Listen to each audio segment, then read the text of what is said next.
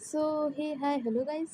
Hopefully आप लोग ठीक ही होंगे। तो चलिए हम अपनी स्टोरी बेहद इश्क है को स्टार्ट करते हैं। सीधे स्टोरी से स्टार्ट करेंगे। तो चलिए जानते हैं कि आगे क्या होता है।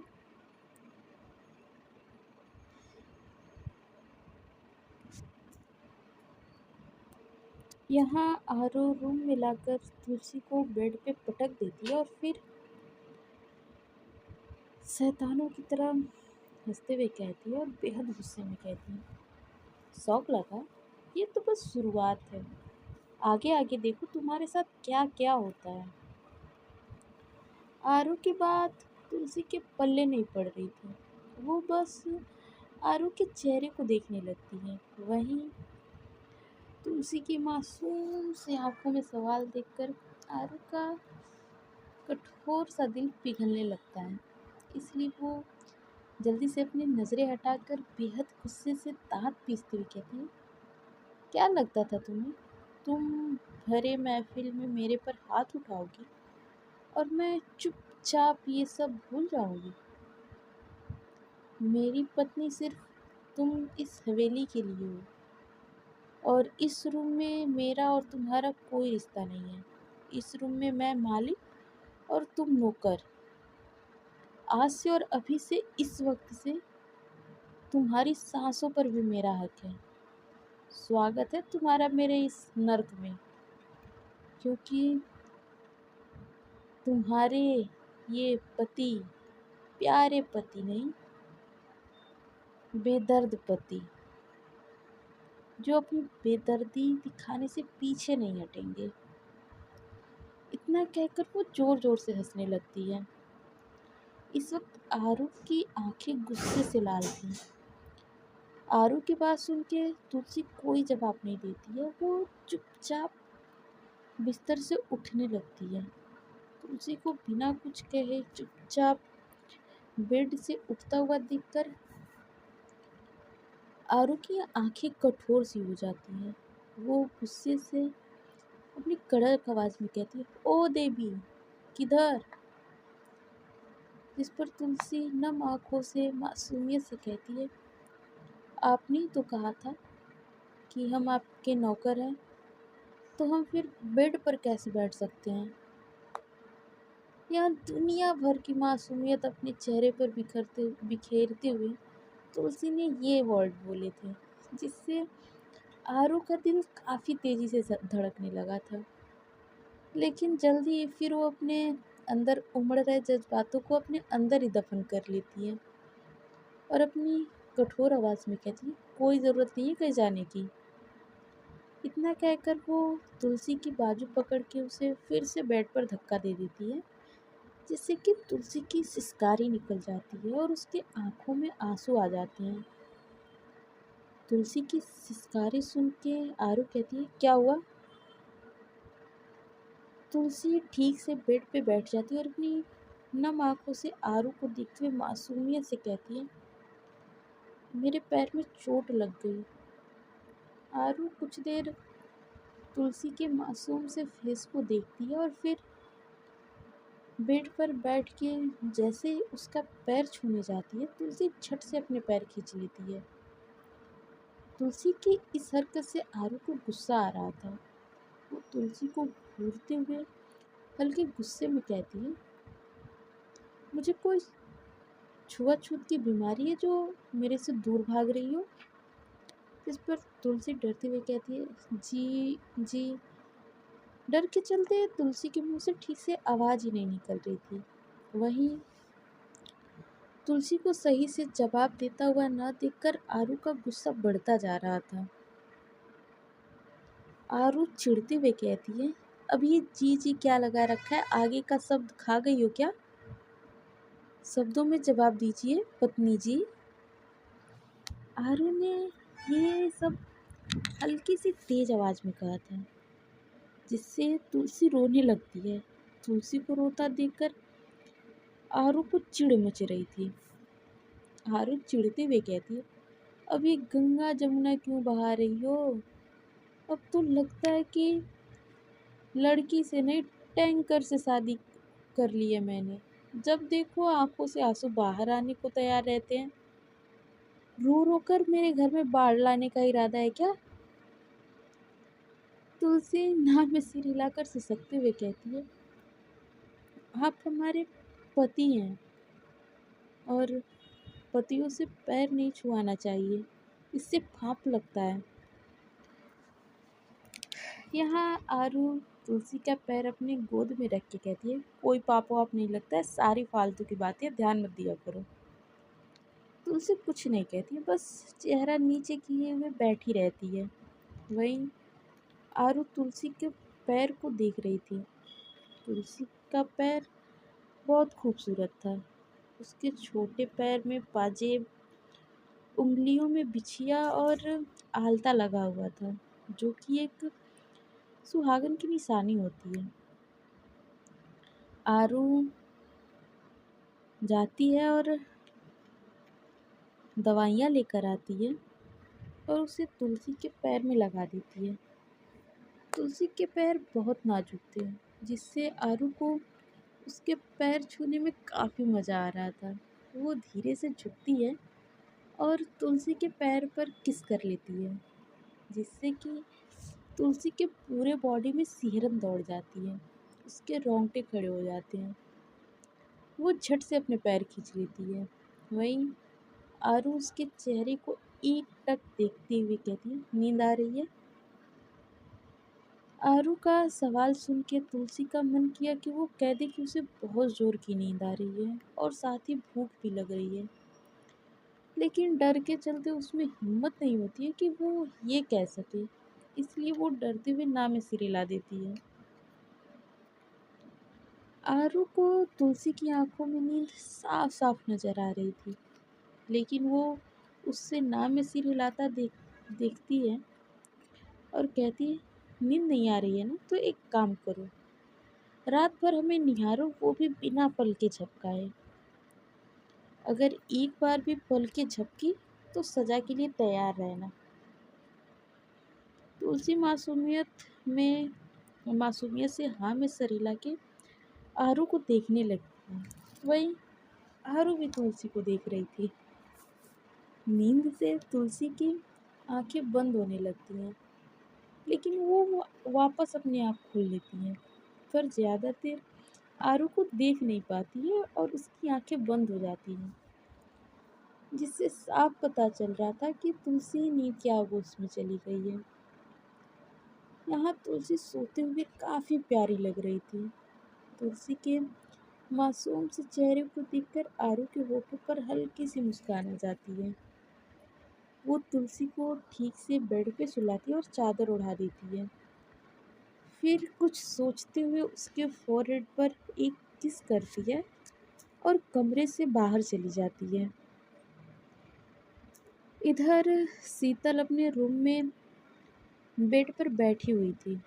उसके रूम की हालत काफ़ी बुरी थी। सामान यहाँ वहाँ फैले हुए थे। शीशे टूट के ज़मीन पे बिखरे हुए थे। सिर्फ रूम की नहीं, शीतल की हालत भी काफ़ी बुरी थी। उसके लंबे बाल खुले और उलझे हुए थे। आँखों का काजल फैला हुआ था, वहीं आँखें हद से ज़्यादा लाल, जिससे साफ पता चल रहा था कि शीतल इस वक्त काफ़ी गुस्से में है। उसे रह रहकर आरू का तुलसी को अपनी पत्नी कहना याद आ रहा था। जिस जगह वो हमेशा खुद को देखना चाहती थी, आज वही जगह तुलसी की थी, जिससे शीतल के दिल में तुलसी के लिए नफरत बढ़ती हुई जा रही थी। शीतल अभी गुस्से में ही थी कि तभी सुनीता धीरे से रूम का दरवाज़ा खोल के अंदर आती है और ज़मीन पे मौजूद कांच के टुकड़े देखकर वो समझ जाती है। उसे इस वक्त शीतल से डर भी लग रहा था, लेकिन फिर भी वो थोड़ी सी हिम्मत करके मुस्कुराते हुए शीतल से प्यार से कहती है, क्या कर रही हो? और फिर ये कांच को देखकर, और ये कांच कैसे टूटा? शीतल, जो कि पहले से गुस्से से भरी पड़ी थी, सुनीता को देखकर उसका गुस्सा वापस से आ जाता है। वो टेबल पे रखा हुआ कांच का ग्लास उठाकर गुस्से में सुनीता की तरफ फेंकती है, लेकिन वक्त रहते सुनीता जल्दी से साइड हट जाती है और ग्लास दीवार से लग के चूर चूर हो जाता है। एक पल के लिए तो सुनीता को मानो जैसे ऐसा लग रहा था कि उसका दिल उछल के बाहर आ जाएगा। वो अपनी धड़कते हुए दिल को शांत करते हुए कहती है, ये क्या कर रही हो? मारने मारने का इरादा है क्या? अभी मेरे प्राण ही निकल जाने वाले थे। जिस पर शीतल गुस्से से सुनीता को देखती है और दांत पीसते हुए कहती है, मैं क्या कर रही हूँ वो छोड़ो, ये आरू आरू क्या कर रही है वो नहीं दिखाई दे रहा? मेरी जगह उसने उस 2 कौड़ी की लड़की को दे दिया।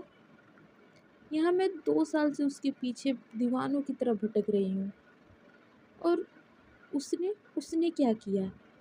एक झटके में मेरे अरमानों पर पानी फेर दिया। इस हवेली की छोटी बहू बनकर मैं यहाँ आने वाली थी,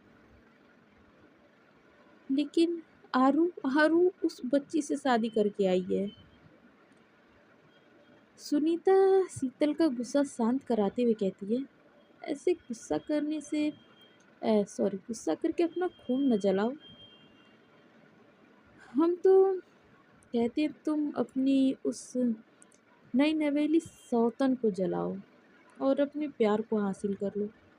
पता नहीं वो चूहिया ने क्या जादू कर दिया है आरू पर कि वो उस चूहिया से ब्याह करके आई है, आई मीन शादी करके आई है। लेकिन मैं भी सुनीता राजपूत हूँ, ज़्यादा दिन उसे टिकने नहीं दूंगी। मेरी आरू खुद उसे घर से धक्के मार के बाहर निकालेगी। इस वक्त सुनीता के होठों पर एक डेविल स्माइल थी। वहीं शीतल उसे एक नज़र अपनी जलती हुई निगाहों से देखती है और फिर कांच के ऊपर अपने नंगे पैरों से चलते हुए सुनीता के पास जाती है और एक झटके में उसका गला पकड़ के दांत पीसते हुए कहती है, मेरे साथ होशियारी करने का सोचना भी मत। मुझे बस आरू चाहिए और उसे तो मैं पाकर रहूंगी, चाहे मुझे कितने भी बेगुनाहों की लाश क्यों न बिछानी पड़े। पिछले 2 साल से मैं यहाँ बेशर्मों की तरह आरू की जिल्लत सहकर इसलिए नहीं हूँ कि वो एक दिन किसी और से शादी करके आ जाए। आरू की पत्नी तो सिर्फ मैं ही बनूंगी और वो तुलसी का तो मुझे परमानेंट इलाज करना है। और फिर एक शैतानी हंसी हंसते हुए, वैसे भी वो पिद्दी भर की लड़की क्या ही आरू को रिझा सकती है और ना ही उसकी ज़रूरतों को पूरा कर सकती है। और फिर सुनीता का गला छोड़कर अपने बालों में उंगलियां फिराते हुए कहती है, अपने आरू को तो बस हम रिझा सकते हैं, उस लड़की से कुछ नहीं होगा। अभी उसने आरू का गुस्सा देखा ही नहीं है, जब देख लेगी तो खुद ही भाग जाएगी। वैसे भी भले ही उसने हमारे आरू से शादी कर ली, लेकिन आरू की पत्नी का सुख तो हमसे ही मिलेगा और वो लड़की बस एक नाम की बीबी बन के रह जाएगी। इतना कहकर वो शैतानों की तरह हंसने लगती है। वहीं सुनीता अपना मुंह बनाए अपनी गर्दन में उंगलियां फेरने लगती है, क्योंकि शीतल ने काफ़ी जोर से उसका गला पकड़ा हुआ था। वो शीतल को देखती है जो इस वक्त किसी साइको से कम नहीं लग रही थी। उसकी आंखों में इस वक्त आरू के लिए जुनून और सनक साफ साफ नजर आ रही थी, जिससे एक पल के लिए सुनीता भी डर गई थी। यहाँ अगली सुबह सूरज सर पे आ चुका था, जिससे तुलसी कसमसाते हुए उठ के बैठती है और अपनी आंखें मसलने लगती है। इस वक्त वो किसी मासूम सी बच्ची की तरह लग रही थी कि तभी उसका ध्यान अपने सामने बैठी आरू पर जाता है। आरू को देखकर उसकी पूरी नींद उड़ जाती है और उसके चेहरे पर डर नज़र आने लगता है। वहीं आरू उसे ऊपर से नीचे देखती है। जब तुलसी आरू के नज़रों का पीछा करते हुए खुद को देखती है तो उसकी सांसें अटक जाती हैं, क्योंकि उसका पल्लू नीचे गिर गया था, जिससे उसका हल्का हल्का क्लीवेज नज़र आ रहा था। वो जल्दी से अपना पल्लू सही कर लेती है और शर्म से अपनी नज़रें चुराने लगती है। उसे ऐसा करता देखकर आरू अपने सर्द आवाज़ में कहती, क्या छुपा रही हो? छुपाने जैसा अभी कुछ है नहीं तुम्हारे में। आरू की बात तुलसी को समझ नहीं आती, इसलिए वो उसे देखने लगती है। वही आरू को समझ आ जाता है कि उसकी इस छोटी सी दुल्हनिया को अभी कुछ समझ नहीं आया, इसलिए वो बात बदलते हुए कहती है, और सोना है? आरू अपनी आवाज़ में नरमी लाने की पूरी कोशिश करती हुई कहती है, लेकिन जिसने हमेशा ही लोगों को मारने की धमकियाँ दी हो, उसका नरमी से बात करना भी किसी धमकी की तरह लगता है। तुलसी डरते हुए मासूमियत में ना में सर हिलाती है। उसे कुछ ना कहता हुआ देखकर आरू को गुस्सा आ रहा था। वो गुस्से में कहती, मुंह में जबान नहीं है क्या तुम्हारे? उस दिन जैसे मुंह खोलकर आइसक्रीम खा रही थी, उसी तरह मुंह से जवाब दिया करो पत्नी जी, क्योंकि तुम अभी उस हालत में नहीं हो कि हमारा गुस्सा झेल सको। और फिर अपने बालों में हाथ फेरते हुए, पता चला थोड़ा सा कुछ कह दिए तो फिर गंगा जमुना बहाने लगोगी। आरू की गुस्से में भारी आवाज़ सुनकर तुलसी की आंखें फिर से नम हो जाती हैं। वो सिसकते हुए अपनी प्यारी सी आवाज़ में कहती है, मुझे और नहीं सोना, मुझे अपने घर जाना है। सॉरी, मुझे मेरे घर सुबह जल्दी उठने की आदत है, और मैं उठकर घर का सारा काम भी करती हूँ। तुलसी ने इतनी मासूमियत से कहा था कि आरू तो बस तुलसी की मासूमियत में ही खो गई थी। वो एकटक तुलसी को देखती रहती है, तभी उसे ये एहसास होता है कि वो क्या कर रही है, जिससे उसे खुद पे गुस्सा आ रहा था। वो मन ही मन खुद को गालियाँ देते हुए कहती है, ये क्या कर रहे हैं हम इसको ऐसे कैसे देख सकते हैं, ये अभी बहुत छोटी है। आरू को अपने ख्यालों में गुम देखकर तुलसी मासूमियत से कहती है, सुनिए जी, क्या हुआ आपको? तुलसी के मुंह से सुनिए जी सुन के आरू को खांसी आ जाती है। उसके लिए ये सब बिल्कुल नया था। ये सब उसने हमेशा दूसरों की पत्नियों को कहते हुए सुना था, जो उसे बिल्कुल पसंद नहीं आता था। लेकिन यहाँ जब वो खुद की पत्नी के मुंह से यही सब सुना, तो वो कुछ कह नहीं पा रही थी। वो तुलसी को बिना देखे कहती है, तुम अभी सो जाओ, कोई ज़रूरत नहीं है इतनी जल्दी उठने की। इतना कहकर वो जल्दी से रूम से बाहर निकल जाती है। वहीं तुलसी मासूमियत से आरू को जाते हुए देखती है, फिर वापस बेड पर लेटकर अपनी आंखें बंद कर लेती है।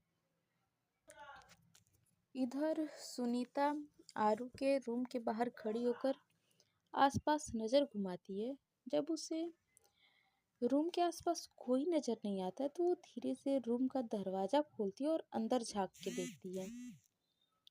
रूम में चारों तरफ नज़रें फिराने के बाद जब उसे पूरी तरह से इस बात की तसल्ली हो जाती है कि आरू रूम में नहीं है, तो वो रूम के अंदर आ जाती है। सुनीता दबे पांव रूम में अपना कदम रखती है तो उसकी नज़र बेड पर आराम से सो रही तुलसी पे पड़ती है। तुलसी को देखकर उसका मुंह बन जाता है। वो अपने आप में बड़बड़ाती है, देखो तो जरा इसको, सूरज सर पे आ गया है और ये नहीं कि उठकर रसोई में थोड़ा हाथ बटा ले, महारानी की तरफ पसर के सो रही है। सुनीता तुलसी के पास जाती है और उसे हिलाते हुए अपनी आवाज में मिठास घोल के कहती है, बहू, बहू, ए छुटकी बहू। सुनीता जी के उठाने पर तुलसी डरकर हड़बड़ा के उठ जाती है। वहीं उसे हड़बड़ा कर उठते हुआ देखकर सुनीता भी डर जाती है। तुलसी जब सुनीता जी को देखती है तो जल्दी से अपने सर पे पल्लू लेने लगती है। तो वहीं सुनीता जी तुलसी के सामने सास वाला अकड़ दिखा के खड़ी थी। हाँ, वो बात अलग है कि उनके घर में चलती नहीं, इसलिए वो तुलसी पर रौब जमाने का सोच रही थी। इधर तुलसी अपने सर पे पल्ला लेकर डरी सहमी नज़रों से सुनीता जी को देखने लगती है। वहीं सुनीता जी थोड़ा अकड़ के कहती हैं, बहू, सूरज सर पे आ गया है, अब ज़्यादा आराम फरमा लिया हो तो थोड़ा किचन में भी जाके हमारे लिए गरम गरम अदरक वाली चाय बना दो, हमारे सर में बहुत दर्द है। इतना कहकर वो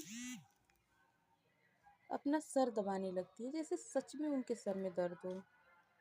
वही तुलसी मासूमियत से हाँ में सर हिलाकर बेड से उठती है और रूम से बाहर निकल जाती है।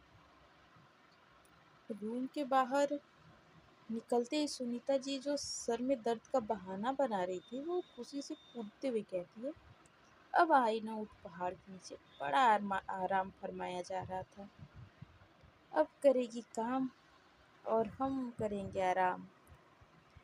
सुनीता जी उबासियाँ लेते हुए बिस्तर में चढ़ के सो जाती हैं। इधर तुलसी अपना लहंगा संभालते हुए हॉल में आती है। उसे पता नहीं था कि किचन कहाँ है, इसलिए वो वहाँ बंदूक साफ कर रहे एक आदमी से डरते हुए कहती है, सुनिए।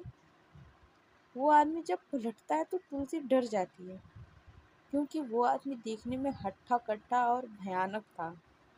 वो तुलसी को देखकर कहता है, क्या हुआ छोटी मालकिन, कोई काम था क्या? उस आदमी के मुंह से खुद के लिए छोटी मालकिन सुन के पहले तो तुलसी हैरान हो जाती है, लेकिन जब उसे ध्यान आता है कि उसकी शादी किससे हुई है तो वो शांत हो जाती है और अपनी प्यारी सी आवाज़ में कहती है, जी वो रसोई कहाँ है? वो आदमी एक तरफ इशारा करता है तो तुलसी उसे थैंक यू बोल के रसोई की तरफ बढ़ जाती है। जब वो रसोई में आती है तो उसे वहाँ कोई नज़र नहीं आता है। उसकी नज़र वहाँ गैस पे जाती है, आई मीन गैस चूल्हे पे। लेकिन तुलसी को गैस चूल्हा जलाना या उसका इस्तेमाल करना नहीं आता था, क्योंकि उसने हमेशा से मिट्टी के चूल्हे पर खाना बनाया था। तुलसी चूल्हा देखकर मासूमियत से कहती है, हमें तो इसे कैसे चालू किया जाता है ये भी नहीं आता। फिर कुछ सोचते हुए, अरे हाँ, पुष्पा दीदी ने मुझे मोबाइल में एक वीडियो दिखाया था जिसमें इस चूल्हे को चालू करना सिखाया जा रहा था। तुलसी वीडियो को याद करते हुए वैसे ही चूल्हे को जला लेती है। उसे अभी भी बहुत नींद आ रही थी, जिसके चलते वो उबासियाँ ले रही थी। तुलसी के कमर तक आते लंबे बाल खुले हुए थे और वही उसके खुले बालों में मांग में भरा सिंदूर काफ़ी खूबसूरत लग रहा था। तुलसी चूल्हा जलाकर उसमें पतीला रख पतीला रखने की जगह खड़ी रह जाती है। उसे इस वक्त काफ़ी हद तक नींद आ रही थी, क्योंकि नई जगह में उसकी नींद अच्छी से पूरी नहीं हुई थी। नींद के चलते वो बार बार झुकने लगती है। कुछ ही देर में जैसे ही तुलसी पूरी तरह से उस जल रहे चूल्हे के ऊपर गिरने वाली होती है कि तभी कोई उसकी बाजू पकड़ के पीछे खींच लेता है और जल्दी से गैस बंद कर देता है। ये सब इतनी जल्दी हुआ था कि तुलसी को कुछ समझने का मौका ही नहीं मिला था। जब वो अपने सामने मौजूद उस इंसान को देखती है तो डर से उसका खून सूख जाता है, क्योंकि उसके सामने आरू खड़ी थी जो इस वक्त काफ़ी गुस्से में थी। आरू तुलसी के बाजू पकड़कर गुस्से में दांत पीसते हुए कहती है, क्या कर रही हो तुम किचन में? जब मैंने तुम्हें सोने को कहा था तुम यहाँ किचन में क्यों आई?